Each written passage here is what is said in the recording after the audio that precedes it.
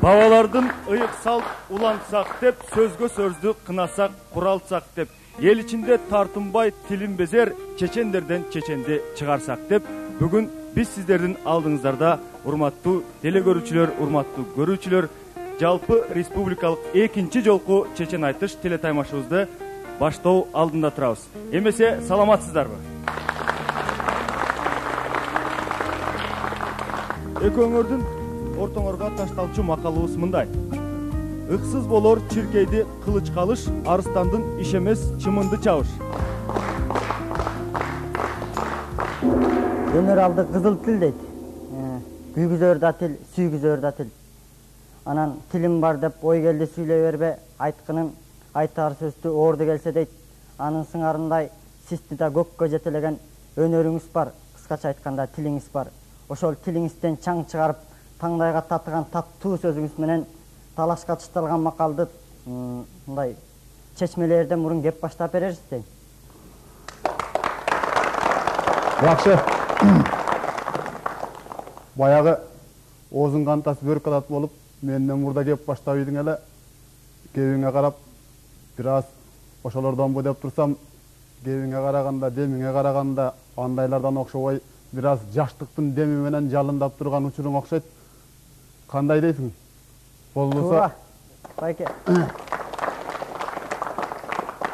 Жашында жигит октолот, жалындап турган чок болот. Жаз айылдай октолот, жашаганда токтолот, жалгабаса Кудайым жабыгып жүрүп жок болот демекчи. Менде ошо жаштыктын жалын оту менен сизге эркелеп бир чети кеп баштап бериңиз деп кеп салдым. Ой азамат, ошол жигит болсоң шок болбосоң жок бол деген. Ошон үчүн баягы жаштыктын күчү менен жаналгычты жалынтар жакадан алып багынтар курагың менен ушинтип демигип жээлигип турган экенсиң. Эми сөздү тилден башладың. Алгач ошоңа жооп берейин дагы, анан кийин макалга өтөлү, анан макалга көчөлү. Кандай дейсиң?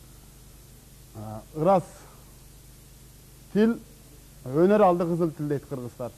Анан калса эзелтен бери айтылган нуска кеп, абалттан мындай сөз келет, алгачкы нерсе сөзделет. Салмактуу чыккан сөз болсо шайтан да чочуп сезгенет. Сөз гана жашайт түбөлүк, калгандын баары өзгөрөт. Андыктан мунара куруп сөз менен муунга сунгун сөз белек дейт. Бул сөзгө кимдер жүгүнбөгөн, сөзгө кимдер бүгүлбөгөн. Доону чечкен, жоону кечкен ушул сөз эмеспи? Бали. Улуу сөздүн алдында камчыдай болуп какайгандар келиндей болуп жүгүнүп, камчыдай болуп бүгүлүп турган учурлар болгон. Рахмат байке, эми бул жерде чечен айтышка чыгып, чечендик өнөрдү көрсөтөлү деп элдин алдына чыгып отурабыз. Ошол жерде чыкканда эле сизге тил жөнүндө баштадым, тилге жооп бердиңиз. Тил мындай болгон, тигиндей болгон деп акыл насаатыңызды, улуулук кебиңизди сүйлөдүңүз бул жерде. Анан бул жерде чечен айтышка чыккандан кийин ортого макал ташталат экен. Макалдан мурун биринчи чечен айтышка кимдер чыгат дегенде ошол жерде Ырыспай чыгат деп калыптыр. Ошо Ырыспай акем менен мен чыгып көрөйүн. Жыгылсаң төөдөн жыгыл, буйласың кармай жыгыл дейт.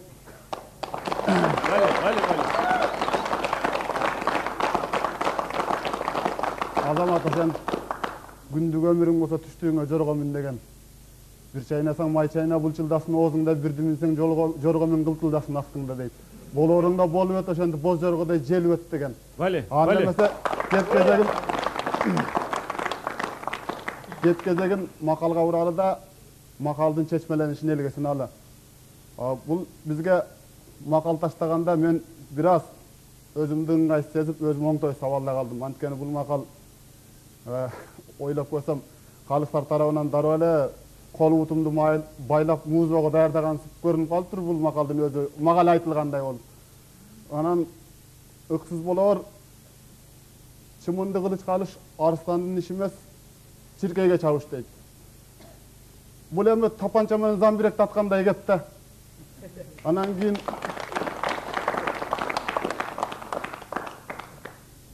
айтап турган негизги жөнү болсо, ар нерсенин өзүнүн жөнү бар, ар нерсенин өзүнүн орду бар. Ошол ордуң менен бол, жөнүң менен бол деген кеп болуш керек деп ойлойм. Эми баштагысын айттым, эмкисин айтканга бир аз батын албай турам, себеби жана айттым, өзүмдү өзүм мууздап алчудай болуп турам. Ал жагын өзүң айтып көрчү эми. Бале. Туура. Макалды тартышалы деп калдыңыз бул жерде. Өзүңүз деле туура сескен экенсиз. Бул макал демекчи биринчи өзүңүзгө токтолуп кетсем, өзүңүз кыргызды туу чокуга сүйрөгөн кыргыздын улуу эпосу Манас. Манас менен биз баардык жерге таанылдык, баардык элге алындык. Ошол Манас китеп болуп жаралгандан бери китептен окуп келебиз. Жеке эле китеп эмес, күнүбүздө манасчылар бар. Айтылуу манасчы, күн түн десе тынбай айткан манасчыларыбыз бар. Ошол манасчылардын катарына сиз да киресиз байке.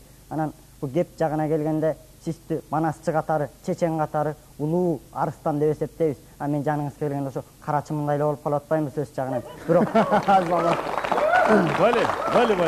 Анан бул жерде сизди арыстан деп айтмакчы, мен карачымын болмокчу, карачымын каптаса каардуу арыстанды алып коер анык. Терисин ташка жайып, талпак кылып коер анык.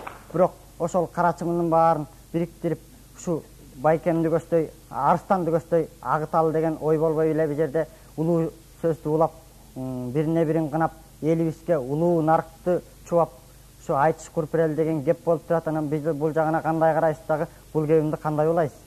Азамат, Бале. мен ойлодум эле ушул кептин жөнүм чыга турган тегин баштап көрөйүн. Аягын баштап артын ушул жигитке таштап көрөйүн. Анан кандай сөз чыгар экен, мени чукулап кирер бекен, капталыман нукулап кирер бекен дедим эле. Асылды асыл кордобойт дегендей болуп, алдыңа сөз келип турса дагы аягын жумшартып кеттиң, Азамат экенсиң. Эми арыстандын кантип чумунга шабышын айтып берейин андай болсо. Ар нерсенин өз жөнү болот деп айттык. Сен Манасты айттың, башканы коюп Манасты айт дейт. Манас жака келгенде мына Уркаш акем отурат, бизден эч ким талашпайт дейт. Анан кийин арыстан чымынга кантип чабат? Ар нерсенин өз орду бар, ошол ордун кантип табат?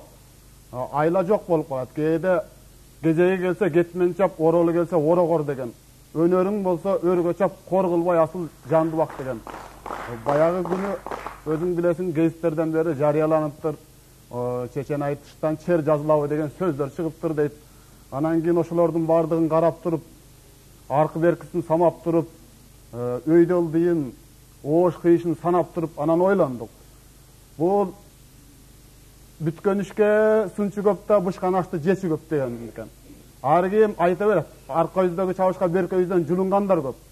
Анан кийин мына мондай болуп чыга келгенде келмеси оозунан түшүп, селлеси башынан түшүп калгандар да карбын. Анан макалга токтолсок, чиркейди чындыгында кылыч менен чаба албайбыз.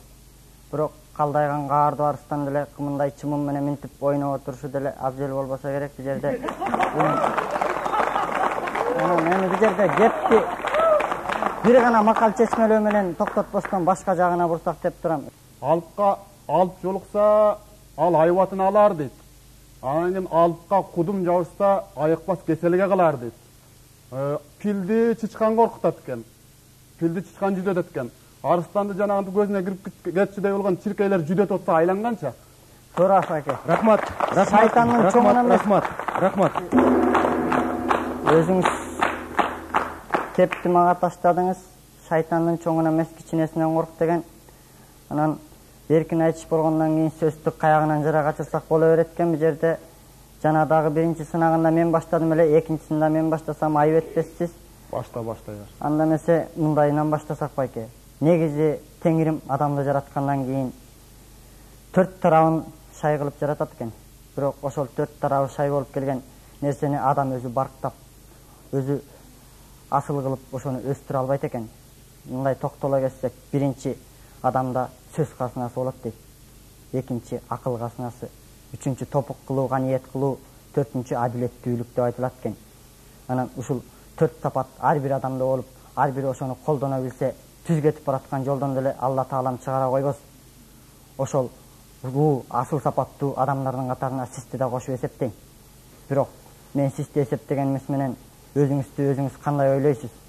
Кыргызда айтылат эмеспи, өз кемчилигин сезе билген адам бул эң акылдуу адам деп. Бирок мен сизди улуу асыл адам деп ойлойм. Ошентсе дагы өзүңүздүн кемчилигиңиз ушул 4 сапаттын ичинде барбы? жокпу? Эгер болсо кайсы, ошону чечмелеп берсеңиз. Бөлі. Жарайсың. Илгеркилер айткан кеп, эл алдына чыкканда өзүңдү жана өз туугандарыңды мактагандан этият бол дейт. Өзүңдү жана өз туугандарыңды кордогондон этият бол дейт. Мен эми бул жерде ал мындай эле, бул сапатым тигиндей эле деп мактана албайм. Же бул кемчилигимди мен оңдоп кетип атам деп актана да албайм. Ошентсе да ар ким өз билген намазын окуйт деп ушунча сурап калдың. Ошол 4 сапат жөнүндө бир аз эл алдына чечмелеп айтып берейин. Колдон келишинче. Биринчи сөз казынасы дедиң. Бул Кыргызда илгертен бери айтып келатабыз. Сөзүнө сөзү өрүлүп, сөйлөтү мыкты көрүнүп, урушуп жаткан кезде да уйкаш менен сөгүнүп турган элбиз. Анан кийин ошол элден чыгып алып, аяк башына көз жеткис, айта берсе сөз жеткис, Айкөл манастын жүгүн жүктөнүп жүргөн кезибиз. Айта берсек ушинтип барып берет сөзүбүз. Анан бул жерге келгенде да көмөкөйдө кебибиз бар, көөдөнүбүздө демибиз бар. Ошол кебибизге ылайык эмибиз бар деп атайын аттанып келдик. Кеп айтабыз деп шаттанып келдик. Калганын калкка өзү таразалап алар. Экинчиси акыл казынасы дедиң. Эми атадан 3 уул туулат деген илгери. Бирөө атадан кем туулат дейт, бирөө атага тете туулат дейт, бирөө атадан артык туулат дейт. Анан ошондой кылып жана башында айтып өттүм, ушул акыл жагына келгенде мен мындай элем деп мактана коюш, же мен мындай элем деп актана коюш, алдартыңды карап сактана коюш дагы туура эмес. Менин акылым канчалык, парасатым канчалык, эсим канчалык, аны ушул кебимден билинер. Кебимдин баянынан, келиндин аягынан дегендей, кебимдин баянынан калкыбыз таразалап алалы. Бали. Анан Сөз эмес беле. Үчүнчүсүн топук кылуу дедиңби? Топук кылуу, каниет кылуу. Топук кылуу, каниет кылуу. Эми барга көппөдүк, жокко чөкпөдүк. Ер жигиттин башына нелер келип, не кетпейт дейт. Кээде жигит жөө жүрөт, кээде жигит төмүнөт дейт. Жөө жүргөндө кемсинбедик да, төмүнгөндө менсинбедик. Биздин сапатыбыз, топук кылганыбыз ушул деп ойлойм. Пайгамбар барына ыраазы, жогуна кайыл деген. Барына шүгүрчүлүк кылып коюп жүрөбүз. Топук кылганыбыз ушулго деп ойлойм. Анан кийин адилеттүүлүк деп айттың 4-нчү сапаты. Эми канчалык адилеттүүлүк болот, ал жагындагы айтуу кыйын. Эң негизгиси жана илгери Аристотель деген акылман айткан экен, Платон менин досум, бирок акыйкат андан улуу деп. Кээ бир жерде ошондой сөздөрдү айта коюп, туура сөз тууганга жакпайт дегендей да болуп калат. Туура сөздө тууган жок, тууганды бийде ыйман жок дегенде калк таразасы бар. Ошол калк кебинен айтып коюп, дагы чекке чыгып кеткендер болот. Анан кийин аны да калк өзү таразалап алар. Туура. Бали. Рахмат. Сиздердин экинчи бөлүктөгү убактыңар аяктап соңуна келип жетип калды. Көпкөн жигит көп сүйлөйт, чечен жигит төп сүйлөйт. Көпкөн жигит сүйлөсө ким көрүнгөн кекенип ушунуку өттү дейт. Ар бир макалга кол чаап сүрөп. Сөз дарысымал. Ашыкчасы өмүргө зыян алып келет дейт. Аз сөз алтын, көп сөз күмүш деген дагы ошол. Тамандагы тикенек ийне менен чыгат, бирок ошол ийне таманга кирсе канча экен дейт. Айыпсыз аякка тикенек кирбейт дегени дагы айтып койсун. Эрдик кылып койсойсоң, иштик кылып төш тартпа дейт. Эр жигиттин ичине эр токумду ат батат дейт. Бали. Чөлдө жүргөн коңургас көл кадырын билеби, көлдө жүргөн музоо баш чөл кадырын билеби, айтышып топко чыкпаса сөз кадырын билеби дейт. Өткөн ишке бушман жок, өлүмдөн кыйын душман жок. Ырыстан артык айлык жок, ынтымактай байлык жок. Ападан өткөн умай жок, атадан өткөн кудай жок. Жеде.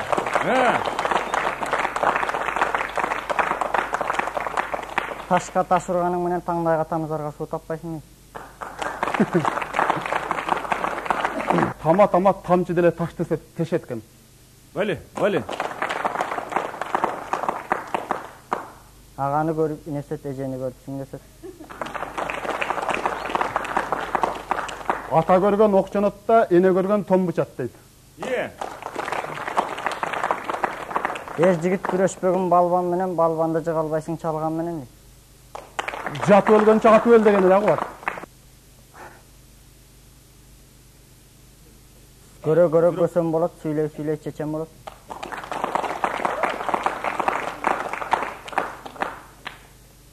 Батырдын көркү маңдайда, чечендин көркү таңдайда. Ойлобой сүйлөгөн 10 тобой орга жолугат дейт. Ошон үчүн жет өлчөп бир кестегенде. Коркса да кой өлөт, коркпосо да кой өлөт. Мунун жанагы кумура менен таш турсаң деле кумурасына ат, таш менен кумураны урсаң деле кумурасына ат деген өл калды. Туура. Эки доочу бир келсе амалыңдын кеткени, эки оору бир келсе ажалыңдын жеткени.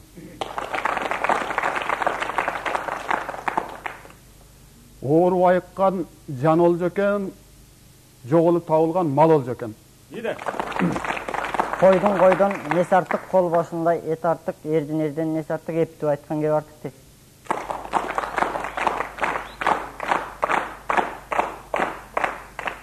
Тиш ырыскы тил дөөлөт, тирүүлүгүң бир дөөлөт. Баш ырыскы мал дөөлөт, бар болгонуң зор дөөлөт эмеспи? Бали.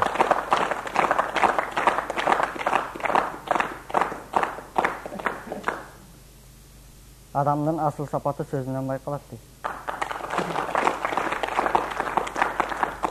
Туура айтасың. Аргымак жипке байланат да, азамат кепке байланат. Бали. Аргымактын жакшысы азыраак оттоп көп жуушайт, азамат эрдин жакшысы азыраак сүйлөп кеп тыңшайт дейт. Аргымактын куйругу бирде жибек, бирде кыл, азаматтын туйгуну бирде мырза, бирде кул дейт. Бали. Бура сүйлөгөн күлгөнгө жакшы, булкунган ат мингенге жакшы дейт.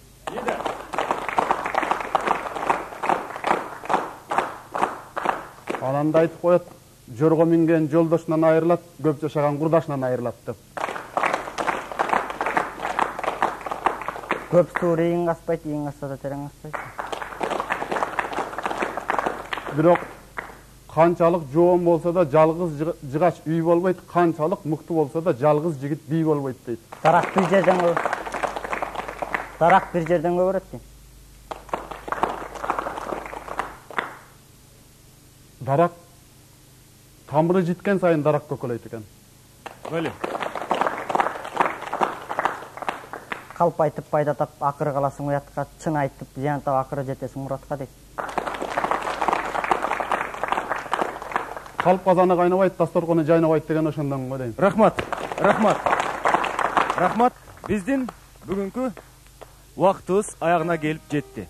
Амантурга 50, ал эми Ырыспай Исаковго 59 упай берилип, Ырыспай Исаков жеңишке жетишти. Кулай лампада.